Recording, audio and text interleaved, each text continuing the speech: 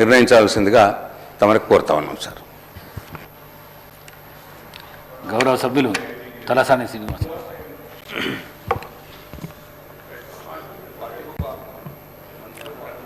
అధ్యక్ష, అవకాశం ఇచ్చినందుకు మీకు ప్రత్యేక ధన్యవాదాలు తెలియజేస్తాను అధ్యక్ష. ఇప్పుడే గౌరవ ముఖ్యమంత్రి గారు బలహీన వర్గాల పట్ల ఒక ప్రకటన చేయడం జరిగింది అధ్యక్ష. మీకు తెలుసు అధ్యక్ష, ఈరోజు ఈ దేశానికి స్వాతంత్రం వచ్చి 75 సంవత్సరాలు దాటింది అధ్యక్ష. ఈ 75 సంవత్సరాల స్వాతంత్రం తర్వాత ఈ దేశ నిర్మాణంలో,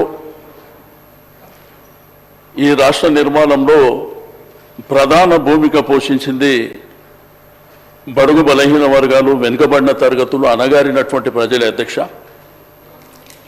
ఏ రంగంలో తీసుకున్నా కానీ ప్రధానమైనటువంటి భూమిక పోషించినటువంటి పరిస్థితి. కానీ ఈరోజు సామాజికంగా, రాజకీయంగా, ఆర్థికంగా ఒకసారి ఆలోచన చేస్తే దేశవ్యాప్తంగా కానీ రాష్ట్ర వ్యాప్తంగా కానీ ఎప్పుడు మా హక్కుల కోసం పోరాటాలు చేసేటువంటి సందర్భాలు, లేకపోతే మాకు ఇది కావాలి అని డిమాండ్లు చేయడమే తప్ప ఏ రోజు కూడా మాకున్నటువంటి సంఖ్యాపరంగా ఇది మా డిమాండు, మా రైటు అనే విధంగా గతించినటువంటి ప్రభుత్వాలు, ఈ దేశంలో అనాదిగా ఉన్నటువంటి ప్రభుత్వాలు కూడా ఏ రోజు 75 సంవత్సరాలలో ఆలోచన చేసినటువంటి దాఖలా లేవు అధ్యక్ష. మరి ఈరోజు ప్రవేశపెట్టినటువంటి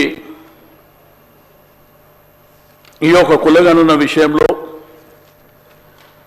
ప్రధానంగా 2011 సెన్సస్ ప్రకారం అప్పుడు ఉన్నటువంటి పాపులేషన్ 3,50,03,674గా చూపిస్తుంది అధ్యక్ష. అయితే ఈ రోజు ఉన్నటువంటి ఈ యొక్క ప్రకటనలో మరి సుమారు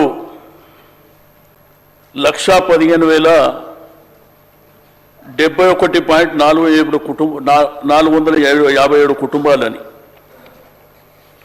అధ్యక్ష. ఆ రోజు ఉన్నటువంటి పాపులేషన్ అంటే 2011 అంటే 14 సంవత్సరాలు, అంటే దగ్గర 13-14 సంవత్సరాలలో ఒక 6 లక్షల పాపులేషన్ పెరిగినట్టే చూపిస్తున్నారు అధ్యక్ష. ఇక్కడ 370 అంటే మీరు చేసింది 354 అయితే 96.9 అయితే ఇంకా 3.1 పార్టిసిపేట్ చేయలేదనేటువంటి. అయితే ఈ లెక్కలని నిన్న నుంచి చూస్తుంటే అధ్యక్ష, బీసీ సంఘాలు కావచ్చు, మేధావులు కావచ్చు, అనేకమైనటువంటి డిబేట్ల ద్వారా కావచ్చు కొన్ని అనుమానాలు కూడా వ్యక్తపరుస్తుంది. దీంట్లో ప్రధానంగా ఈ పాపులేషన్ పెరగాలి కదా, ఎట్లా తగ్గింది అనేటువంటిది. ఓ వైపున బీసీల పాపులేషన్ తగ్గినట్టు కానీ, రెండో వైపున ఎస్సీల పాపులేషన్ తగ్గినట్టు కానీ, మూడో వైపున ముస్లిం పాపులేషన్ తగ్గినట్టు కానీ, ఓసీల శాతం పెరిగినట్టు కానీ కొన్ని లెక్కలు వస్తున్నటువంటి సందర్భం అధ్యక్ష.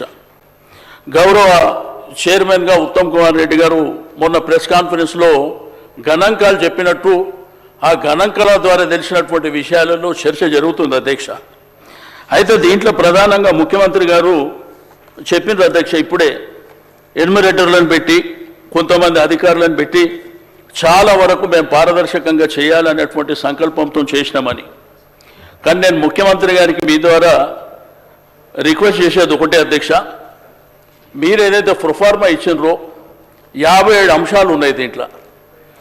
దీన్ని ఏంటంటే మీరు మరొకసారి ఆలోచన చేసి, ఎందుకంటే ఈరోజు ఇది ప్రధానమైనటువంటి అంశం, మన సమాజంలో ఉన్నటువంటి 100% మంది ఉన్నటువంటి అంశం కాబట్టి దీనివల్ల ఏంటంటే అనేక అంశాలు దీంట్లో పొందుపరిచారు కాబట్టి చాలామంది ముందుకు రాలేకపోయారు. నాకు తెలిసి గ్రేటర్ హైదరాబాద్ పరిధిలో 30% కూడా పార్టిసిపేట్ చేసినటువంటి దాఖలాలు లేవు. మీరు మీ స్టేట్మెంట్లో కూడా కొంత జిహెచ్ఎంసీలో కూడా జరగలేదనేటువంటిది మీరు చెప్పారు అధ్యక్ష. అయితే ప్రధానంగా మాకున్నటువంటి ఇన్ఫర్మేషన్ ప్రకారం నీకు కాలనీస్ కానీ అపార్ట్మెంట్స్ కానీ బస్తీలలో కానీ ఇవన్నీ వివరాలు చదివిన తర్వాత మాకెందుకులే అని అవాయిడ్ చేసినటువంటి సందర్భం, మాకు అక్కర్లేదు అనేటువంటి సందర్భాలు కూడా చాలా జరిగినాయి. అయితే మీరు చేసినటువంటిది ఇంకా పకడ్బందీగా చేసి, ఇంకా దీంట్లో ఏంటంటే హరిబరి తొందరపాటు లేకుండా ఇప్పటికే మీరు ఒక 3-4 నెలల సమయం మీరు చేసిర్రు. సబ్ కమిటీ ద్వారా 12 సార్లు మీటింగ్ జరిగింది అనేటువంటి అంశం మీరు చెప్పినరు. ఏది ఏమైనప్పటికీ అధ్యక్ష, మీకు అందరికీ తెలుసు ఈరోజు సమాజంలో ఉన్నటువంటి బడుగు బలహీన వర్గాలలో అవేర్నెస్ వచ్చింది అధ్యక్ష. ఈరోజు సమాజం పట్ల వారు మా యొక్క సంఖ్య పట్ల ఈరోజు ఆర్థికంగా సామాజికంగా మేము కూడా ఎదుగుదల కావాలి, ఓవైపున విద్యాపరంగా ఎదుగుదల కావాలి, రెండో వైపున సామాజికంగా ఎదగాలి, ఆత్మగౌరవంతో బతకాలి, రాజకీయంగా కూడా ఎదగాలనేటువంటి సంకల్పం కూడా ఈ మధ్యకాలంలో మీకు అందరూ తెలుసు. మరి గత ప్రభుత్వంలో మరి కేసీఆర్ గారి నాయకత్వంలో 10 సంవత్సరాల పరిపాలనలో చాలా వరకు కొన్ని కార్యక్రమాలు తీసుకోవడం జరిగింది అధ్యక్ష. ఈరోజు ఎడ్యుకేషన్ రంగంలో గురుకులాల విషయంలో కానివ్వండి, లేకపోతే గురుకులాలని ఇంటర్మీడియట్ వరకు తీసుకెళ్లడం కానివ్వండి, డిగ్రీ కాలేజీలు పెట్టడం ద్వారా కానివ్వండి, విదేశీ విద్య ద్వారా కానివ్వండి, సేమ్ టైం రైతు బంధు రైతు బీమా పొందిన దాంట్లో కూడా మెజారిటీ ఇదే జనం ఉంటారు అధ్యక్ష. దీంతో పాటు మీకు అందరికీ తెలుసు అధ్యక్ష, ఈరోజు హైదరాబాద్లో ఆత్మగౌరవ భవనాలు కానివ్వండి, దానివల్ల ఏంటంటే ఈ మధ్యకాలంలో గ్రామీణ ప్రాంతంలో కూడా చదువుకున్న వాళ్ళ సంఖ్య పెరిగింది అధ్యక్ష.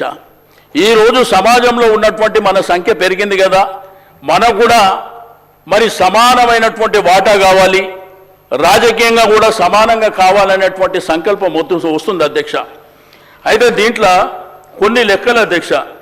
ఇప్పుడు 2023 అసెంబ్లీ జరిగినప్పుడు assembly election commission of India ఆధ్వర్యంలో వాళ్ళు 3,32,318 మంది ఓటర్లు ఉన్నారనేది వాళ్ళు లెక్క చెప్పారు అధ్యక్ష.